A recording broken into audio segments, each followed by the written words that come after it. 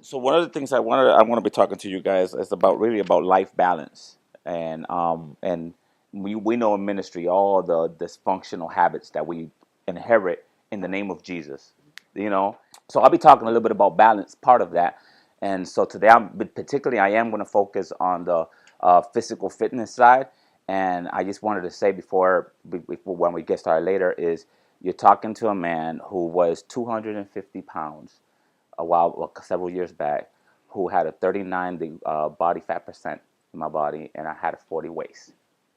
And now I'm getting ready to compete. Actually, I'll be competing myself in physique as well, and I'm be competing hopefully in May. And went from size 40 to a size 34, from 250 to 180, from a 39% body fat to a 15% body fat in recent time. Still got to work a little bit more, but I'm off season. I'm about to start leaning out now some more. So you just want to say, so that's kind of the area where I'm coming from. I am going to say this. One more thing is that because everybody has different ideologies of fitness and health and nutrition and all these different things. So I just want to make the preface that I am coming from the angle. My knowledge is not, I'm not a nutritionist. So my knowledge is particularly around bodybuilding. So the type of food, the type of health, and all that. So everybody has high carbs, low carbs, and all these different. I'm a vegetarian. All these. Everybody has different ideologies of everything. So I am coming from the angle of cleaning up your body, but not so much cleaning up your body. It's really I'm bringing it from the angle of a bodybuilding side, and I'm bringing that from the angle of a spiritual side.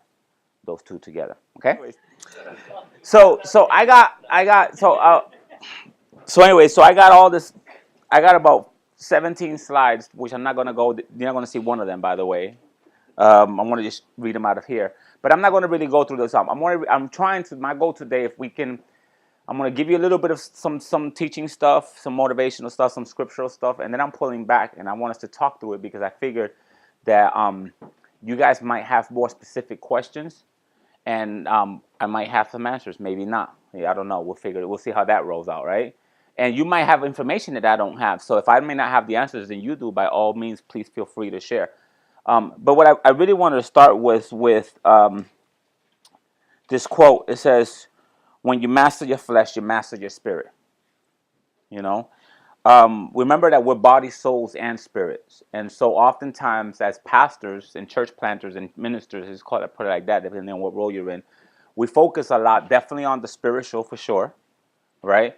And we do some soul stuff, but very few we focus on the physical stuff, which is really an oxymoron considering that we live in a physical world and we don't live in the spiritual world as much as or the soul stuff. We're more, this is what's more physical and what's more evident to us, And so keeping that in mind is couple things. So I say that to kind of go into this. If you remember the story of Elijah, when Elijah was kind of going, remember when Jezebel said, "I'm going to kill you," and he run for his life. You guys remember that story? And he goes into the cave in depression, and he says, "God, I want to die," you know. And then when he gets to that point where he says, "I want to die," I love always saying that he really didn't want to die, because if he really wanted to die, Jezebel says, "I'm going to kill you." So all he had to do was stay where he was, and Jezebel would have killed him, and it would have taken care of. That's another story. But what I love is this concept of when God talks to him, he says two things to him that was repeated. It was twice. There was actually in that chapter, there's two times that he's asked two different types of questions that were the same. The first one he says, it was a statement. He tells, it was an order. He tells Elijah, get up and eat. Right? And Elijah just kind of stood there. He says, Elijah, get up and eat some more, because your journey is long. And when I think of that scripture, I think about us, for example. When I always kind of looked at that scripture and I was like, what was God really telling Elijah? And what I felt at that time was, it was like a physical permission to take care of himself. He was really physically telling him, hey, eat, take care of yourself. You just came from all these different things, take care. So it's the physical stuff. And when told him twice, get up. And then he says, your journey is long. So I say that because you guys know the statistics. Thank you very much. You guys know the statistics. And the statistics are, I'm going to give you a whole bunch of statistics later on, but ELCA, the Evangelical Lutheran Church of America, did a research study, and they found out that 68% of their pastors were physically unhealthy, particularly dealing with stress, depression, high cholesterol, high blood pressure, and in some cases, cancer. So 68% of their pastors, and you think these are the people that are, pastoring the sheep, that we're taking care of all these people. And so this is no secret. We know that those statistics, it seems we don't have to go very far we don't even have to read the statistics to know this, right? You guys look pretty healthy considering, right? But when I travel around the country, most of the time what I see is pastors who are obese, pastors who are unhealthy, and not just physically. Sometimes it could be emotionally.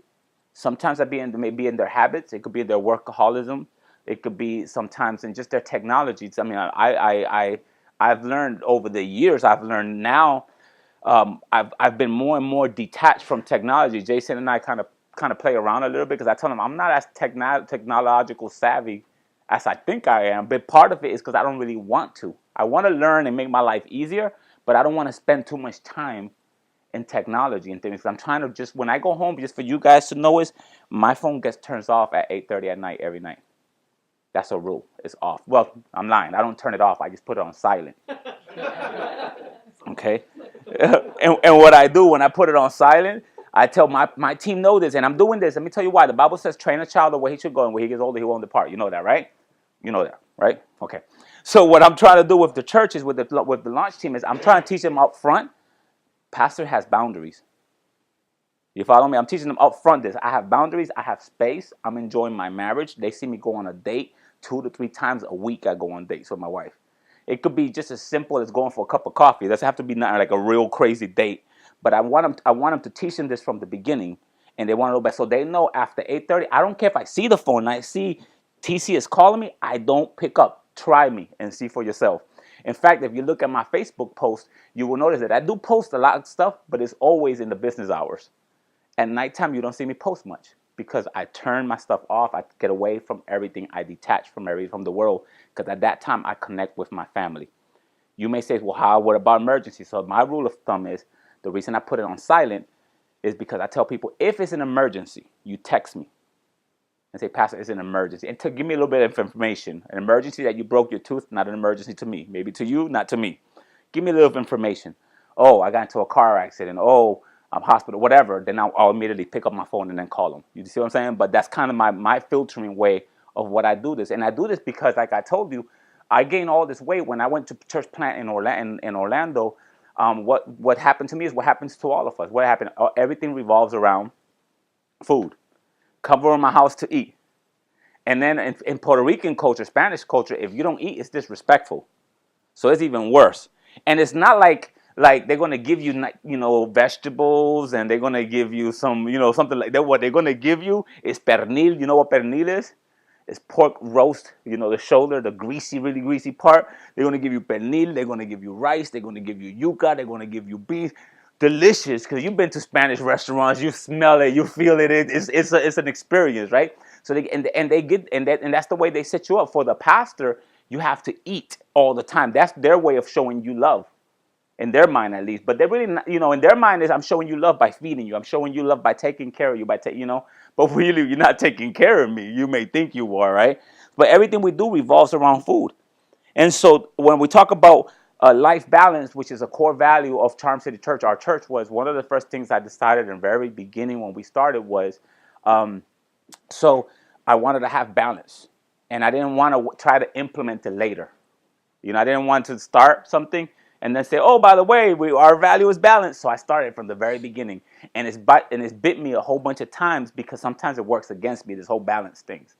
Because the same way I have balance, where I told them my phone is off after a certain time, my Facebook, my everything is off. I just shut things down. The same applies reverse now. Sometimes I want to talk to somebody on my team, and I respect their space. And even though to me it's an urgent, I want to tell them, hey, don't forget that tomorrow you got to call this person or do this or what it gives them. And I have to respect their space. I don't even, I give them that space and time. Sometimes they say, I want to go on vacation. I'm like, go. And sometimes I need them. I don't want them to go on vacation. We're about to launch right now.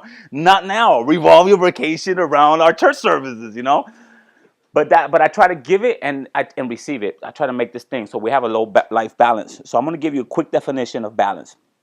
Caring for yourself as a whole person, spiritually, physically, intellectually, emotionally, and socially. So I want to focus on the physical part a little bit with you guys. Quick statistics, I don't have to tell you much of this, but I'll just tell you 33% increase in death since 1990 to 2000 due to poor diet. The percentage of overweight and obese Americans has grown from 46% in 93 to 65% now. People are considered overweight if their body mass index, the BMI, is between 25 to 29%, and obese if they're above 30. Okay?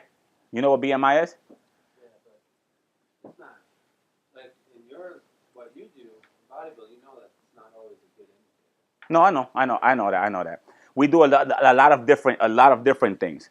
But what it's saying is, in this particular case, just that according to science, that's considered obesity or overweight. Yeah. Okay, and that was a little challenge for me. And I'll tell you why. Because when I looked in the mirror, I didn't feel like what they would consider overweight. I looked in the mirror and I was like, I'm not maybe a little bit of handles here, but I feel good. But then I started learning why this body fat percentages and things like that. What it does, and it's because when your body is at a certain place, it increases your risk for different things. So it increases your cholesterol. Your cholesterol increases the possibility of having a stroke. It increases your blood pressure, your blood flows.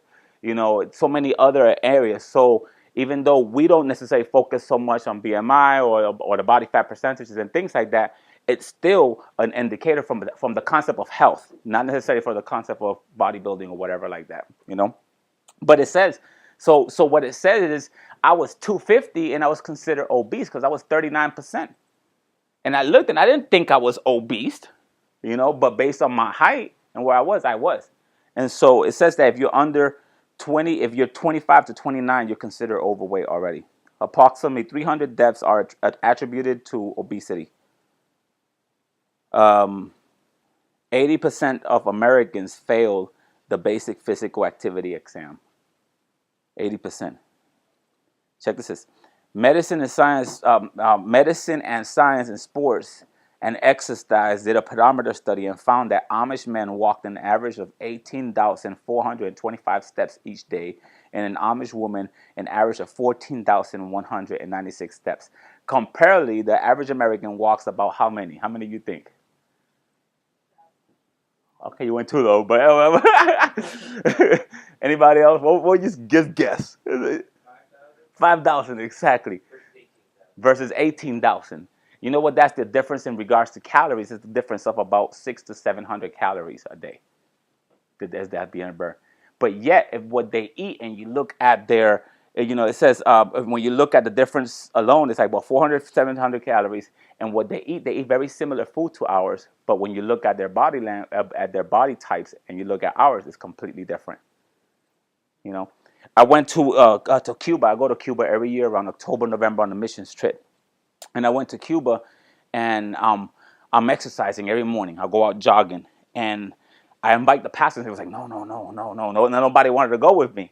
Come to find out, they consider taking care of your body sin, right? And so I was like, where you get that from? Because they're coming out from the angle more of kind of pride of physical, whatever, just that whole angle of just kind of putting yourself like a god or whatever. And I was like, no. But meanwhile, they're healthy compared to me. And I'm over here like doing chin-ups, hanging on trees, thinking like I'm Rocky Balboa, hanging down on tree stumps and everything, all these different things. And so I'm talking to him. And the reason why, why? Because they walk everywhere or they do bicycles everywhere. And, and we don't. We get in the car and everything we do most of the time, So anyways, so I say all that. Now let me go trying to break it down now. So what does the Bible say about all this? Because now we're talking to a whole bunch of ministry folk, right? So what is this? Okay, so we understand humanly we need to take care of ourselves. There's no question about that. I don't have to convince any of you about that part. But now I want to kind of focus a little bit on the spiritual aspects of it. Because one thing I've learned over is if we're body, souls, and spirit, just taking care of my body is not just a physical thing I do because I want to look better. Okay, it can't be because I want to look better. Don't get me wrong, that's a good motivation, but it shouldn't be because I want to look better. But I got to see this as the complete package. We are body, soul, and spirit. So first of all, Paul talks to Timothy, and he says physical training is of good value, but godliness is a value of is much better, having benefits for the present life and the life that is to come. Remember that? 1 Timothy 4:8. So I even though it's not talking about taking care of your body. In this specific, it says it's talking about training your spirit. But I like the fact that he still mentions physical training in it, though. It's almost like he's saying, yeah, do it. Take care of yourself. Because when you look at Paul used a lot of examples of athletes and physical training and all those kinds of stuff. I don't know what he looked like. I'm assuming he was probably athletic, maybe not. I don't know, But the fact that he would use, and then yes, he was in Rome and all those different times, all the time. But so that's what he tells Timothy in Thessalonians. This is what it says: Now may the God of peace make you holy in every way. This is Thessalonians, 1 Thessalonians 5:23. Make you holy in every way, and may your whole spirit, soul, and body be kept blameless. Your spirit, your soul, and your body, let it be kept blameless until the Lord comes again. He's just exhorting them again. And I like that because, I yesterday I started with this introduction and I did it intentionally because the audience was a whole different group. I started out and I walked in and I said, hey guys, I'm an adulterer, I'm a fornicator, I'm an alcoholic, I have struggled with anger. And I went down the list of all this, really uncomfortable sin. I said, but please invite me to the church because I'm starting a church and I think I have a good message for your people. I said, how many of you want to invite me? And everybody kept their hands down, right? I said, well, you know what? If you're obese and you're not taking care of your body, you're doing the same. Because if there's no category of sin, you follow me, and sin is sin, and you're a temple of the Holy Spirit, and you're not taking care of yourself, and you're not taking care of your body, and then you're not being a good example of God's steward, of being a good steward of God's body, then you're doing the same thing as anybody else who's sinning because there's no category, there's no difference. So that kind of made everybody a little bit uncomfortable, right? You can imagine, right? But I did that intentionally because the truth is I do come from that angle. If I see somebody who is obese, now I understand there's conditions, physical conditions, health, I understand that stuff. I know everybody does not have the health endurance, but I always do believe, regardless of where you're at minimum, do something. Whatever that minimum is. I don't care if you're sitting at home and just doing this with your finger. To try to train the finger all day or something. Do something to have some activity in your life, right?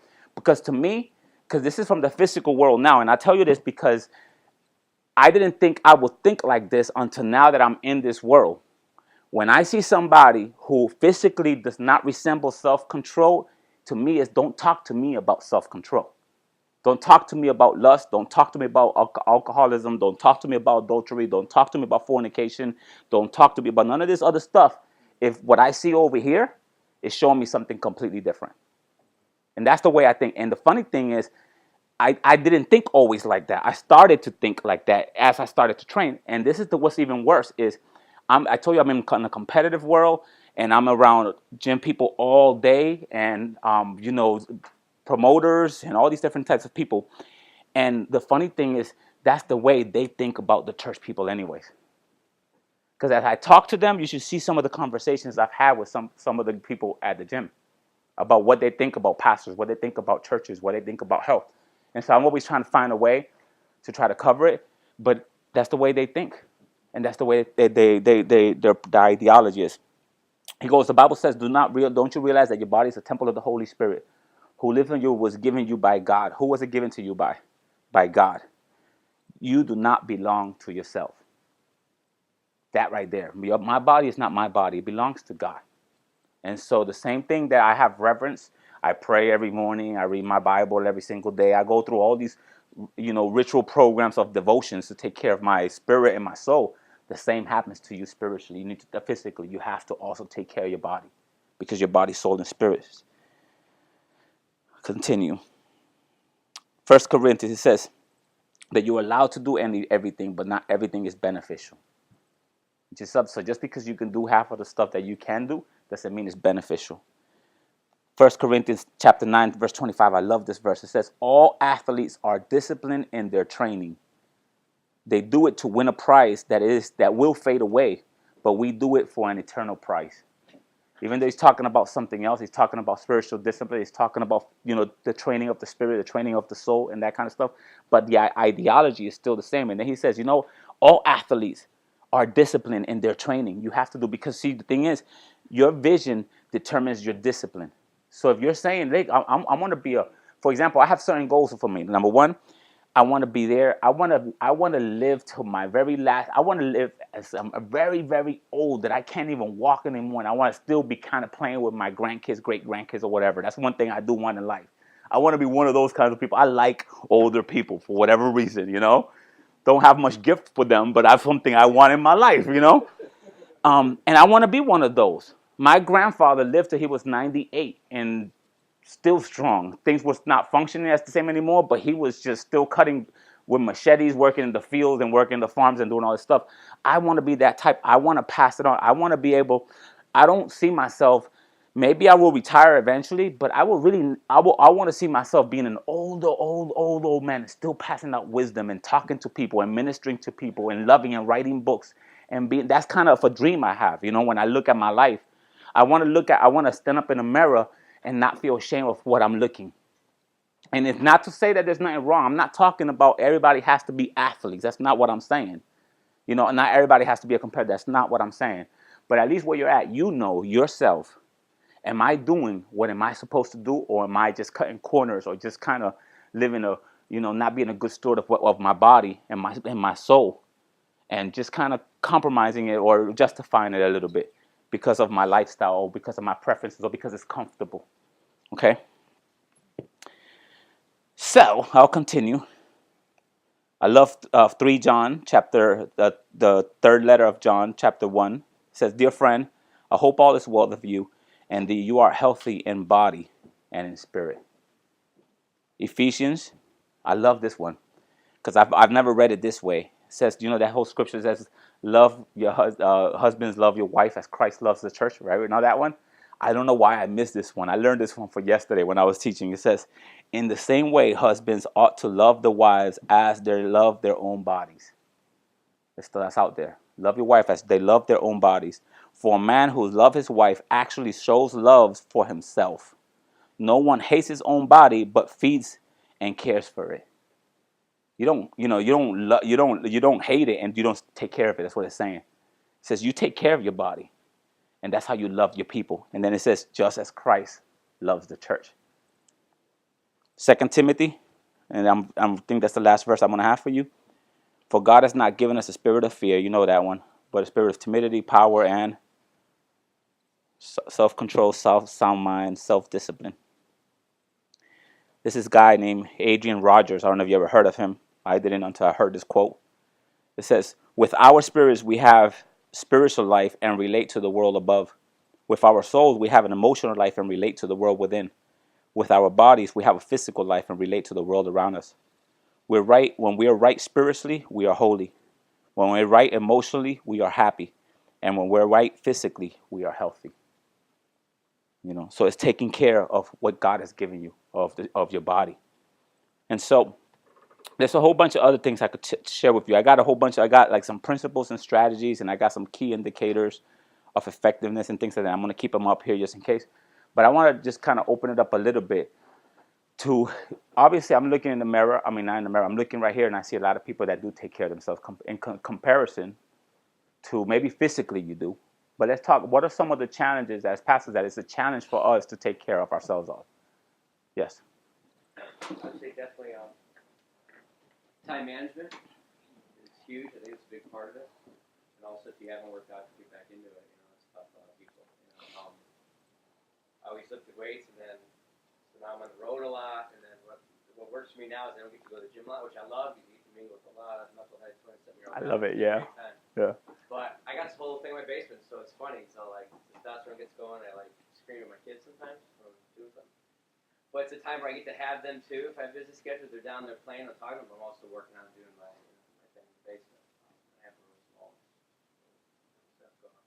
Like the videos, like P90X or Insanity, you can't just do that if you haven't done it in a long time. But that's what that works for my schedule.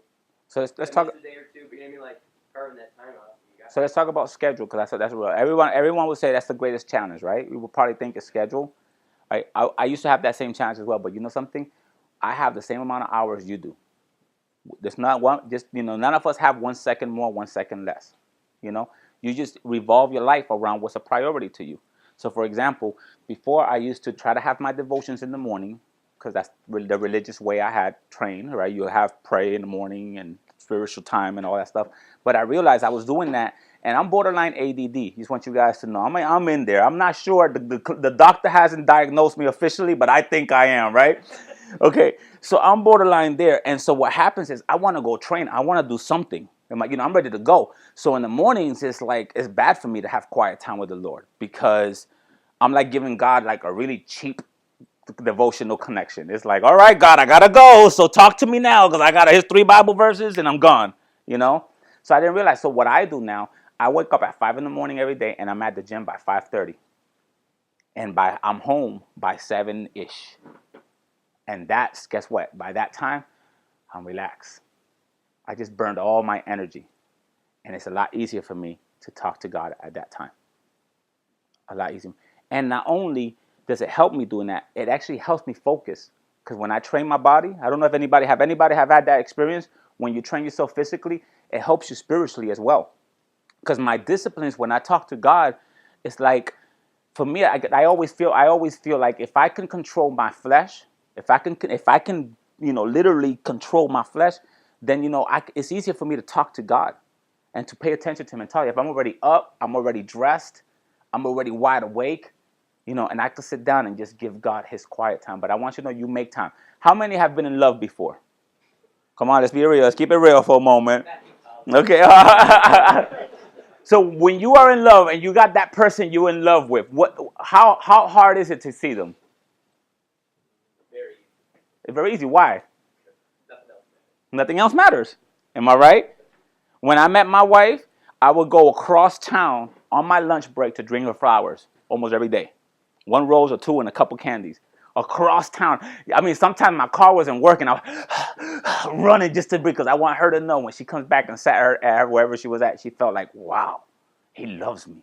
It was a priority. I wanted to get a message. So the truth is, you make time for what's important. Would you agree? Right? We do. Whatever the situation. So it's a matter of organizing your life and your values and saying, is taking care of my body of value or not? That's the first question that you have to ask yourself.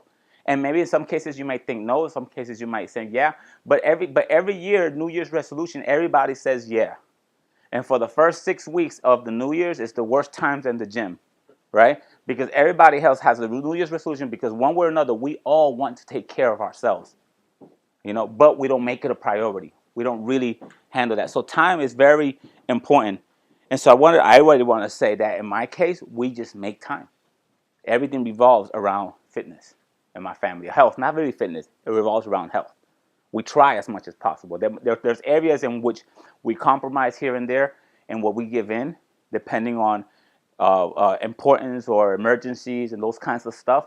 But average life revolves around that. Yes, Jason. Take about 10 more minutes to do questions and any other stuff to do there with Eli, and then I'll do talk about the board. Yeah.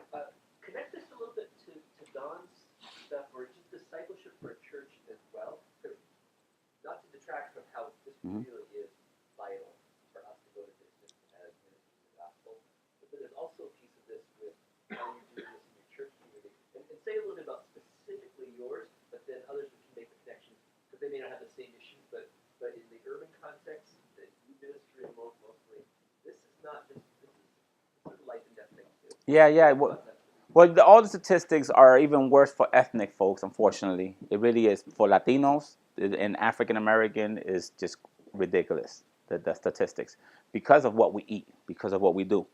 Everybody has it. That's not be stereotypical, but the truth is, when you put it into a category and into some type of scale, it is heavier on our side, right? And so one of the things I did, that being a big issue of mine, I started making changes to the whole group. I mean, I'm telling you, my launch team, I have a little bit tough on them. This is the first time I'm doing this in my life, because I've done 4 church plants, and I didn't do it like this. But this time, I really feel like God is giving an opportunity to take care of the whole person. Back then, I was a little bit too immature and childish, and I wasn't thinking. I was just preaching machine, and get people come. So now I'm really trying to take care of the whole person. And so one of the things we do is, for example, I started a kickboxing class for 2 types of people. It was obese, people who were obese, and kids who were being bullied in the neighborhood. And so we started a boxing class and that. But why did I did that? It wasn't just to teach you how to fight. In that class, I'm teaching them self-discipline. In that class, I'm teaching them about pride and dignity. In that class, I'm doing motivation. I'm pushing them to go extra mile. But it's also one of the things connected to that I talk to the church all the time, to our launch team, is I'm talking to them all the time about stretching themselves to go further. And I'm not talking about just physically. I'm talking in all angles, because one of the other core values that we have is personal development. So we have life balance and personal development, which they're kind of both together to some degree. But the personal development, what I'm telling you is every day you need to have a new vocabulary. Every day you need to have a new intensity in your life about prayer, or about spirituality, or about your intellect, or about your physical, or about your knowledge and your wisdom about something. You need to be growing every single day. I don't care how you're growing in a sense, but I want you to be growing. And so I'm always stretching the group to stretch. So all the time when we talk, like we're bringing like one of the little silly things, and we talked about this. My bigger people, they're the ones that's carrying the chairs to set up and break down. I tell them all the time, your job is to put up the signs and carry chairs. And I'm not, I don't play around with it. They know up front. I tell them, this is you don't have time for a gym. No, well, this is gym then. You know? And we do this. Now I'm there with them. I'm motivating, but I'm teaching people, because a lot of times our normal tendency is go get me the bottle of water. You know, whatever. Go get me this. So I tell people, if you don't have time for something, then you go the extra mile. You know, when I go traveling, and Jason will probably tell you this is true. When I go traveling with us, I don't take elevators. I take the stairs unless there's no other way around it. When we went to Orlando to exponential, I went up and down the stairs all the time, because I figured I need to start burning. Don't take the easy route. Take the harder route to stretch your body. So it's become a philosophy of our church planting, is because I have a strong convictions that when people come to this group, I don't want them to see a church that just knows how to worship and praise and have a good sermon. I want them to see a church that looks healthy.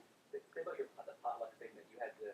Oh yeah. You caught it in time. So every month we have a potluck, and we choose a theme. So it was Latin food one month, another month it was Italian, and the list goes on. But this past month, the month of February, actually, the theme was comfort food, right? But exactly, right. Everybody got happy about that one, right?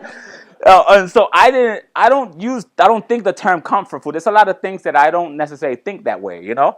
So I didn't. So one of the things I do, I create my little Facebook post for comfort food, right? And I Google comfort foods, and I find an image of comfort food, and that's the picture I use for my event thing, right? So when I look, I realize everything in comfort food is what I cannot eat. It was fried chicken, it was cornbread, it was everything.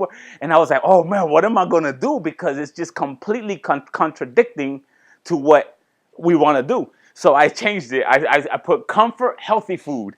I changed the name of the event, and you should have seen the comments on everybody. Pastor, please, what do you think? We bring in fried chicken, we're bringing this, we're bringing that, but I try to change it, and we try to do the best we can with it, you know. But the thing is, because what's natural to us in a church setting is all that is food. And you know what's even for we're urban, so we're in an inner city, urban in Baltimore, and like I said, not only is there's an ethnical issue, but then there's a financial issue as well. The truth is, healthy food is more expensive. We know that, right? Still not impossible, by the way. I could give you some tricks on how to go around some of that stuff. Still not impossible, but it is more expensive. And guess what? That's money that we don't have in the city. So when somebody goes with food stamps to go buy food to bring to church, it's a blessing, you know, because they're bringing. So I had to train them all the time. Well, listen, instead of bringing whatever, you know, donuts, I said, why don't you just, you know, buy some lettuce and cut it up yourself and throw a couple pieces of tomato. You don't have to bring a full salad, just that, you know. Or I break it down and say, you bring the lettuce, you bring the tomatoes, you bring the carrots, you bring, you know, we make a little something. But I have to give directions because that's not how we think. What we think is cookies, donuts, you know, whatever, pudding or whatever the situation may be, you know.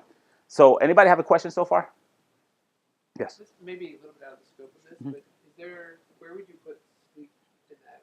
In the importance of, because obviously if you're adding training in, you're adding all these things, time, Yeah. I got like 5 more minutes. Okay, so I'll give you the quick formula now, so we go into more of the physical side.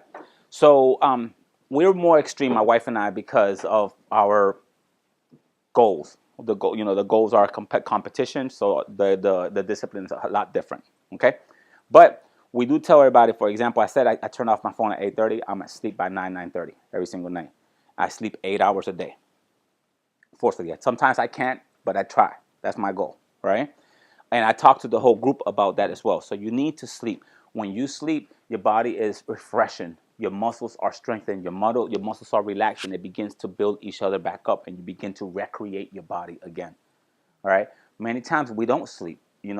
We, especially when I believe that acronym for busy is being under Satan's yoke. I always play around with that. Busy is being under Satan's yoke. So because you can't expand the amount of hours, what you do is you expand yourself to accommodate to those hours.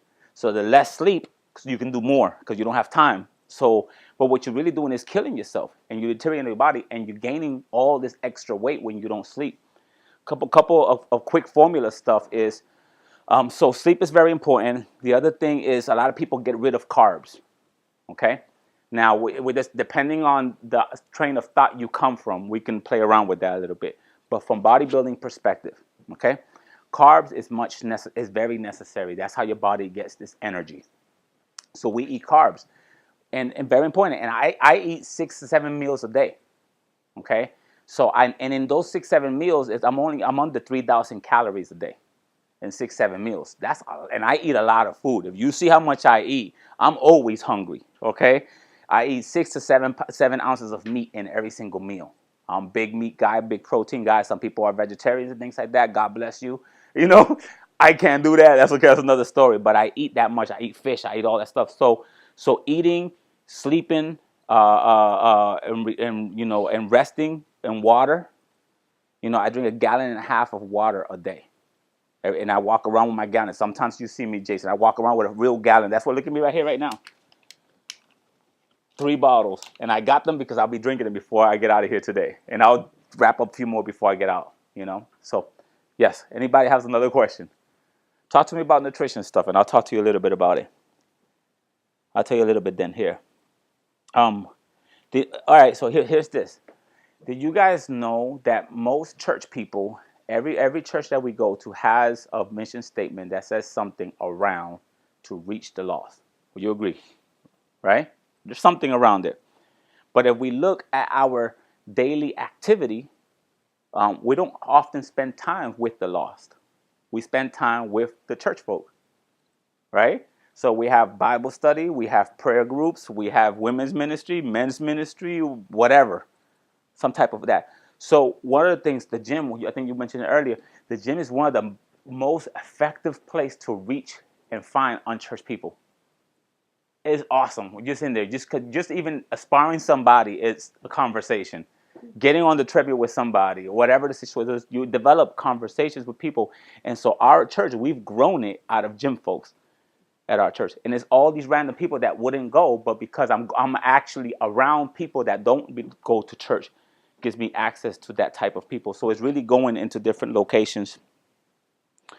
If anybody has anything, by all means, please stop me, ask me, whatever. Okay, so let me just... Add to what you're saying, too. I think there's, because of the honorable people, I know, so like I like to ride my bike. On a morning where I ride my bike and then go into the office or meeting with people, I'm more energized, more focused. It's all connected. Mm-hmm. So, yeah. But it is a practice. That's kind of where I really want to get to. It's not something... This whole health thing and fitness thing is not a goal, an objective. That's why diets don't work. That's why setting, it's good for motivation's sake to set goals, right? To say I need to lose so much pounds by so many days, or I need to run so much. It's good in that sense to set your personal goals to stretch yourself a little bit more. But it has to become a part of who you are, part of your lifestyle. So for example, it changes from behaviors to intentions. Everybody has good intentions. Oh, I had the intention of going to the gym today. Or I had an intention to not eat this today. I had all these intentions. We all have great intentions, But it needs to go past the intentions to the behavior, to the lifestyle. I was just talking to Larry Kim a few minutes ago. He says that Cambridge is shutting down all the fast food joints. Right? I got excited about that. To me, it's like, wow, praise God. That's an answered prayer. He's on the other hand like, the devil is a liar, but he's healthy, so But what I say to it changes your behavior. It changes everything, how you think about everything, And so even when you interact with people, in the level of interaction with people, and anywhere I'm at, the conversation is so different because I've learned by controlling my body, it's helped me control my temperament. It's helped me control my life, my schedule. It's helped me control my spiritual disciplines. It's helped me control so many because I realized that the hardest thing to control is your body. It's the flesh. That's all the other stuff is actually pretty easy when you can't control this, because this is where we live at. You follow me? The spiritual stuff, is just being able to take your body and align it to what's happening in the spiritual realm and in connection, and then to try to, in a sense, so your anger is all connected. Sometimes it's anger because of self-hate. Sometimes so many different things. So when you learn how to love yourself and you learn how to take care of yourself and you learn how to value that kind of stuff, it changes your perspective on everything. So when somebody, I'll never forget, Jason, and I'll wrap it up with this. A couple weeks ago, I kind of had a bad moment with somebody, and I was a little bit not that bad. I mean, she was more sensitive. She was more sensitive than it really was, right? But I call her back. I call her back and I said, hey, her name, whatever her name was, and I said, I am really sorry. And she says, for what? And I said, for this. And I went down like 7 different things. And so she, on the other hand, started feeling good, like, oh, pastor's apologizing to me. I was right and I was wrong. I said, oh, no, don't confuse it. And, I was wrong for my behavior. I was wrong for how I acted. I was wrong for this. I need to have self-control in all these different areas. My message is still the same. I said, but how I handled it was completely wrong. And I took full responsibility for it, because the truth is, this has taught me how to have self-control, not just on the eating part. That's if I learn how to control this, I learn how to control this and this. It's all connected. So, okay. I want to say this one myth, and I'm saying that because I see a couple of ladies in here, and this is something that I love to talk about, and it's this. A myth is a lot of women don't want to do physical training because they say they don't want to look like men. A lot of women don't want to lift weights. I don't want to look like a man. I want to just create this quick myth for everybody who has the ideology. It is impossible for a woman to look like a man. Impossible. If they do, it's because they have some type of chemicals in their systems that changes the body, testosterone and things like that. You don't have the testosterone. No matter what you do in your body, you can stretch it. You will never look like a man. No matter how hard you hit it, how heavy you hit it, your body is not created for that. So you can challenge your body and stretch as far as it can. It's just a myth. And I had a whole bunch of other myths in here that's just the one I wanted to pinpoint, because I hear it all the time. And if you look at my wife is ripped and she's musty, but she does not look like a man. Trust me. And that was the rule that I said, baby, you're not gonna look like a man. And I learned it's impossible. So I mean, I'm here to talk some more. I'm here to talk some more if you guys wanted to talk or whatever. But I wanted to make it really laid back and just talk a little bit, because to me it really is, as a church and as a pastors, we sometimes have this messianic complex, and we want to do so much and do so much for everybody else, and we're not taking care of ourselves. And the truth is, if you're not taking care of yourself, not only are you destroying your reputation, your character, your integrity, your body, you're destroying your family. And the truth is, you can't fix anything anyways. That's the truth. The only one that can do anything for anybody is God. And your job is not to be the Holy Spirit for anybody. Your job is to let God do what he does, and you just try to do the best you can alongside with God. All right? Thank you so much.